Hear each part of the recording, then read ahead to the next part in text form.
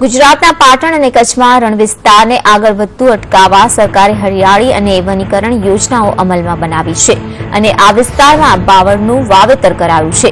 આ બાવળોમાંથી લાકડીઓ કોલસો બનાવાય છે, પરંતુ મંજૂરી વિના કોલસો પાડવા પર પ્રતિબંધ મુકાયો છે। છતાં પણ કચ્છ અને પાટણ જિલ્લામાં વન વિભાગની મંજૂરી વિના બેરોકટોક કોલસાનો કાળો કારોબાર ચાલી રહ્યો છે। પાટણના સાંતલપુર, વારાહી અને રાધનપુરમાં કોલસાની કામગીરી વિના મંજૂરીએ ચાલી રહી છે। દરરોજના લાખો વૃક્ષોનું નિકંદન કરવામાં આવે છે, છતાં વન વિભાગ કુંભકર્ણની નિંદ્રામાં પડી રહ્યું છે। નિયમો નેવે મૂકી વેપારીઓ વર્ષોથી આ કારોબાર ચલાવી રહ્યા છે, છતાં પણ વન વિભાગે કોઈ જ કાર્યવાહી કરી નથી। ત્યારે સંદેશ ન્યૂઝે જ્યારે રેન્જ ફોરેસ્ટ અધિકારીને આ અંગે સવાલો પૂછ્યા તો અધિકારીએ તપાસ કરવી પડે તેમ કહીને વાતને ટાળી। જો કે સાથે જ અધિકારીએ એ પણ સ્વીકાર્યું છે કે પાટણ વિસ્તારમાં કોઈને પણ કોલસો પાડવા માટે અત્યારે મંજૂરી અપાઈ નથી।